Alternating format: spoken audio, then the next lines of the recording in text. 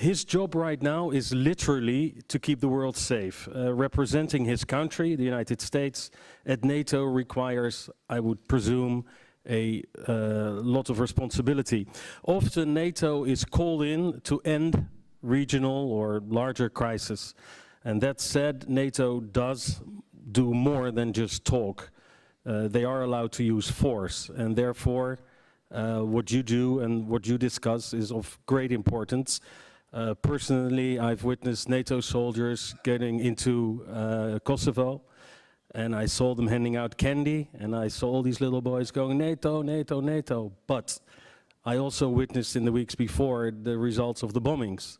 So it's extremely difficult what you do as decision makers to make these two worlds cross. So please, a hand for Mr. Joseph Manso.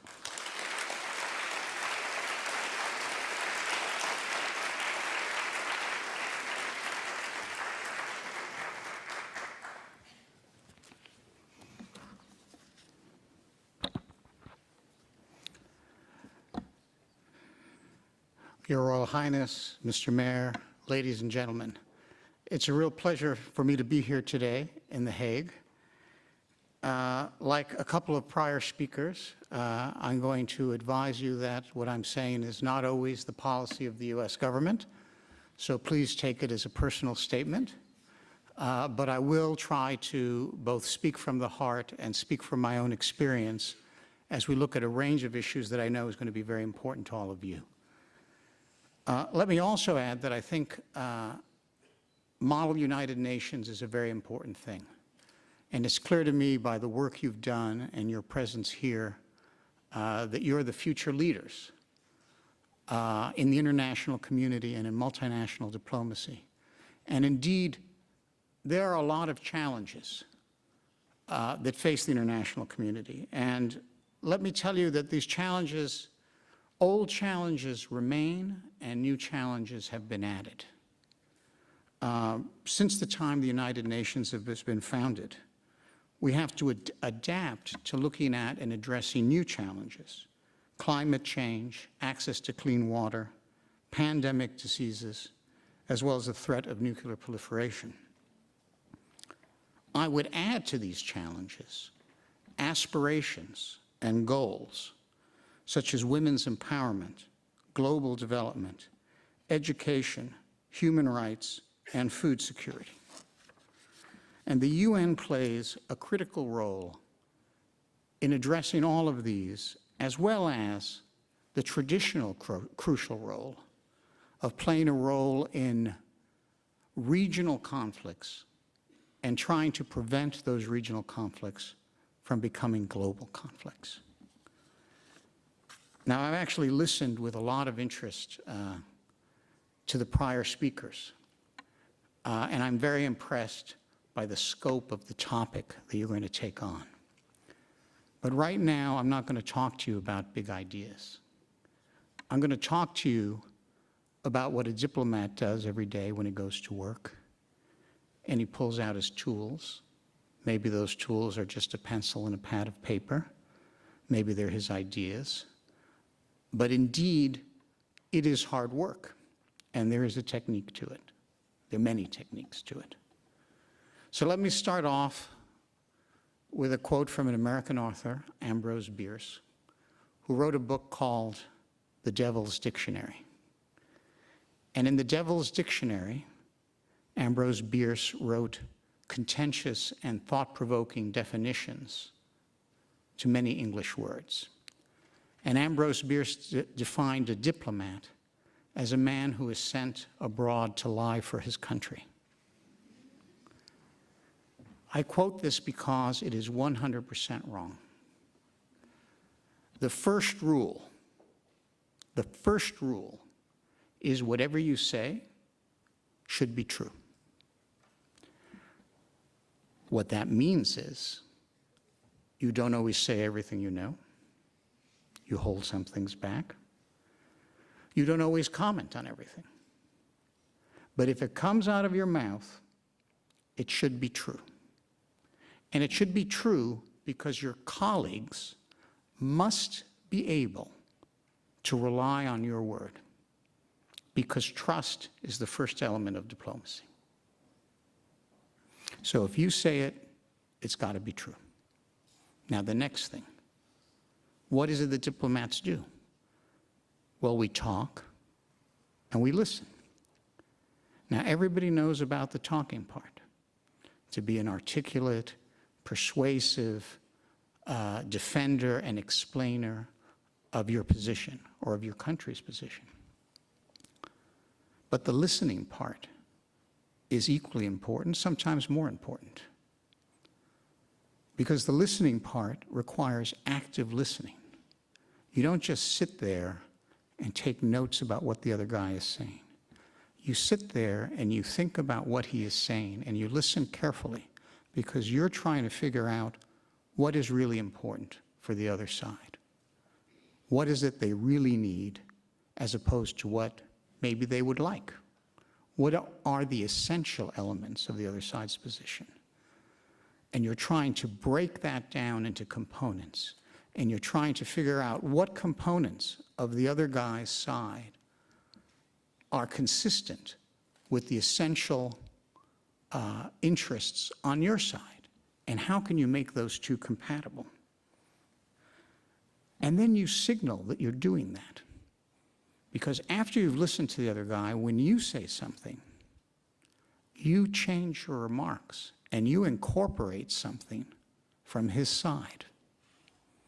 And when you do that, you're doing a couple of things. One, it's a signal, I'm ready to negotiate and I'm ready to compromise. Two, it's a signal, I understand that you have another point of view and I am taking into account some of the things that you are saying. And the third thing is, I respect you. I respect you enough to have listened to you, to have thought about what you said, and to have incorporated something from your position into my position. I cannot tell you how many times I've seen this work. Colin Powell was very good at it. People would ask me, how could it be that everybody likes Colin Powell?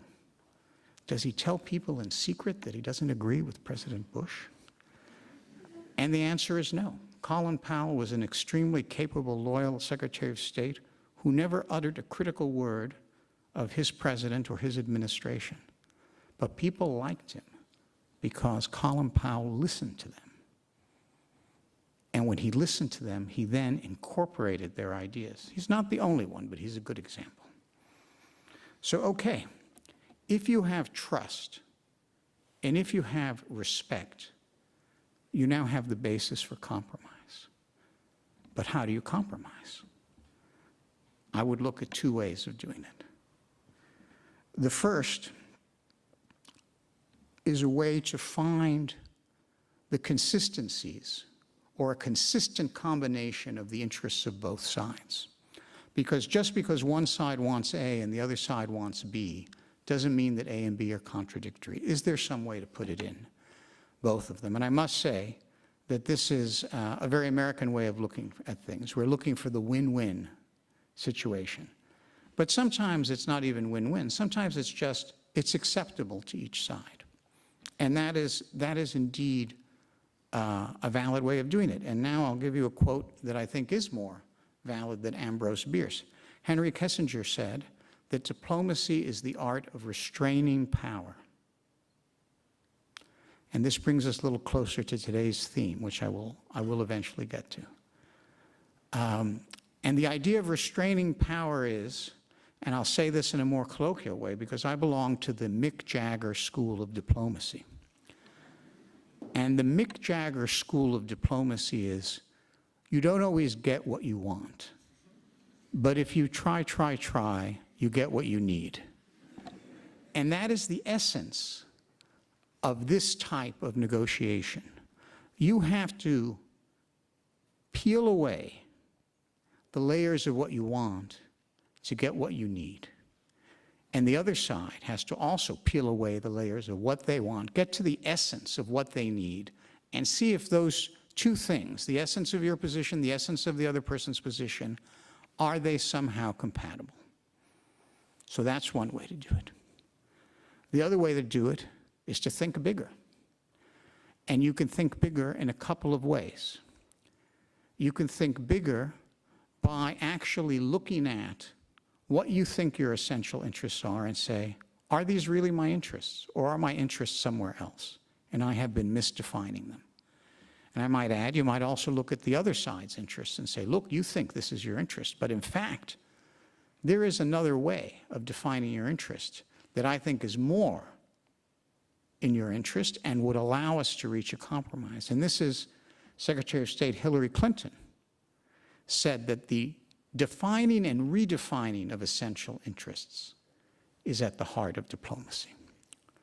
And let me give you a concrete example. Throughout history, it has always been an interest of a great power to defend their client states. Client states are smaller countries that are somehow dependent on the bigger countries for trade, for political protection, for supplies of arms or money. And it is a traditional great power prerogative to protect their clients.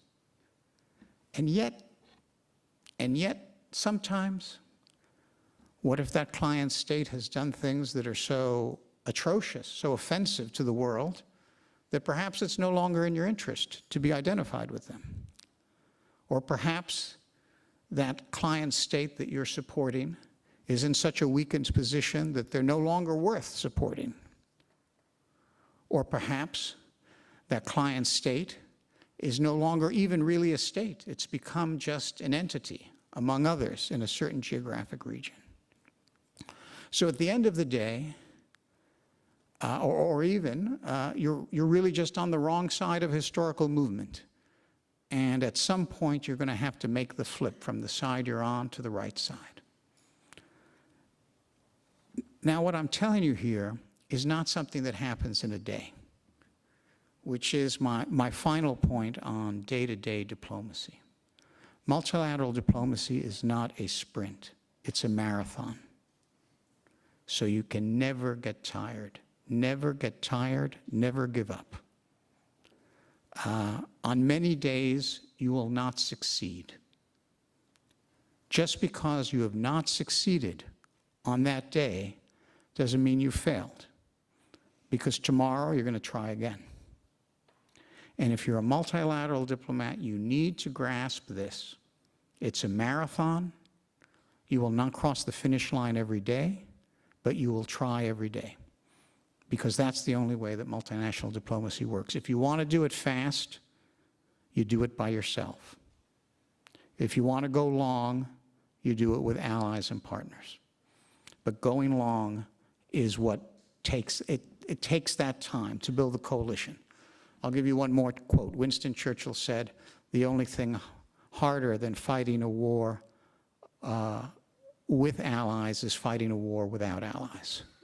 So the bottom line is it's a lot of work to build a multinational consensus. Now, having said that, let me also add, having served 4 years on the UN Security Council, that the UN has got a lot of successes to its credit. You're all students of the UN, so I won't bore you with a detailed discussion. The State Department has given me pages of background material on the UN, which I won't read out to you. But I myself participated in the peace talks in Central America that brought an end to civil wars in El Salvador and Guatemala. And today in El Salvador, a left-wing president from the former guerrilla group won a free and fair election and is president of El Salvador. There was a tremendous 10,000-person UN operation in Cambodia that ended a bloody civil war there.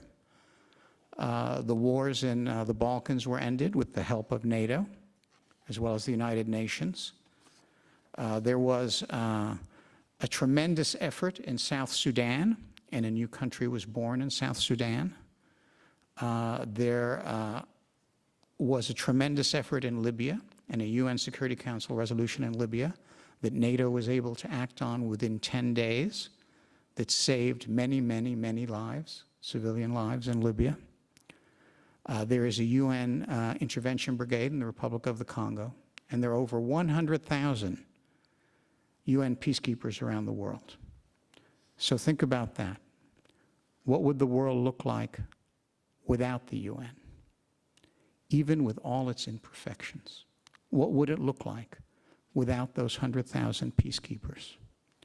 What would it look like without the programs to reduce extreme poverty and bring clean water to people? And I can tell you that the number of people in extreme poverty has been reduced by 50% in the past decade.